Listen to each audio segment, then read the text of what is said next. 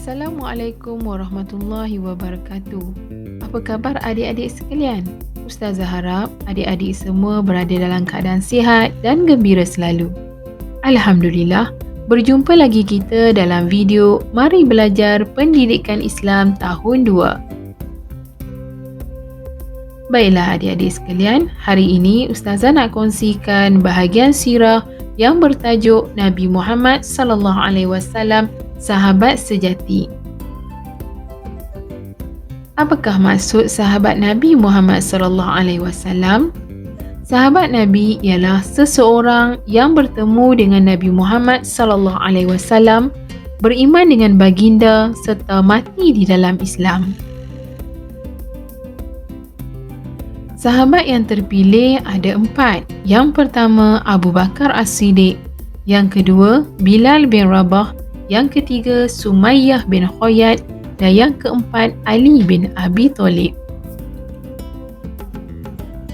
Siapakah Abu Bakar As-Siddiq? Abu Bakar As-Siddiq diberi gelaran As-Siddiq. Beliau ialah sahabat terawal memeluk Islam. Beliau juga seorang peneman Nabi ketika berhijrah. Beliau ialah khalifah pertama selepas kewafatan Nabi dan beliau telah meninggal dunia pada 13 Hijrah. Baiklah adik-adik, sahabat kita yang kedua iaitu Bilal bin Rabah, iaitu yang pertama muazzin Rasulullah SAW. Beliau juga hamba terawal memeluk Islam. Beliau telah diseksa, dijemur di padang pasir dan diletakkan batu di atas dadanya. Beliau juga pernah menyertai perang Badar dan beliau telah meninggal dunia pada tahun 20 Hijrah. Seterusnya adik-adik, sahabat Nabi yang ketiga iaitu Sumayyah bin Khayyat. Beliau ialah seorang wanita yang pertama mati syahid.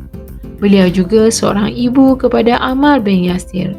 Beliau dan suaminya Yasir bin Amir dibunuh dengan kejam. Beliau telah diseksa dan dijemur di padang pasir. Beliau juga telah meninggal dunia sebelum hijrah. Sahabat Nabi yang keempat iaitu Ali bin Abi Thalib. Beliau merupakan sepupu dan menantu Nabi Muhammad SAW. Beliau juga ialah kanak-kanak pertama memeluk Islam. Beliau ialah seorang khalifah Islam yang keempat dan beliau juga seorang panglima Islam yang gagah. Beliau telah meninggal dunia pada tahun 40 Hijrah. Baiklah, akhlak Nabi Muhammad SAW dalam bersahabat. Pada suatu ketika Abu Hurairah radhiyallahu anhu sangat lapar. Rasulullah SAW mengetahui hal itu dan mengajaknya ke rumah baginda. Rasulullah SAW juga meminta beliau menghidangkan susu kepada para sahabat yang lain terlebih dahulu. Kemudian, barulah Rasulullah SAW meminum susu yang masih berbaki di dalam bekas itu. Baiklah adik-adik, kesimpulan daripada kisah di atas tadi ialah Nabi Muhammad SAW sangat memahami para sahabat baginda. Beliau juga sentiasa prihatin terhadap para sahabat. Beliau suka mengutamakan para sahabat dan Nabi Muhammad SAW sangat merendah diri. Baiklah, apakah akhlak yang perlu kita contohi ketika dalam bersahabat? Yang pertama, Nabi Muhammad SAW menziarahi Sa'ad bin Abi Waqqas ketika sakit. Maka saya hendaklah menziarahi sahabat ketika ditimpa bencana. Yang kedua, Nabi Muhammad SAW membantu menanam pohon kurma untuk membebaskan Sayyiduna Salman Al-Farisi. Maka saya perlu melazimi membantu rakan yang dalam kesusahan. Perkara yang ketiga iaitu Sayyiduna Abu Bakar dipanggil As-Siddiq oleh Nabi Muhammad SAW. Maka saya perlu memanggil rakan dengan panggilan yang baik. Yang keempat, Al-Hubab bin Munzir menasihati Nabi Muhammad sallallahu alaihi wasallam di dalam perang Badar agar menukarkan tapak perkemahan.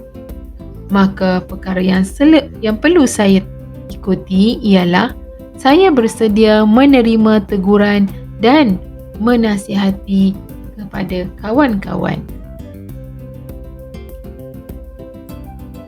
Baiklah, rumusan daripada kisah ini tadi, Nabi Muhammad sallallahu alaihi wasallam adalah sebaik-baik contoh dalam bersahabat. Dan adab bersahabat perlulah dihayati dalam kehidupan kita. Alhamdulillah adik-adik, sampai di sini sahaja perkongsian Ustazah.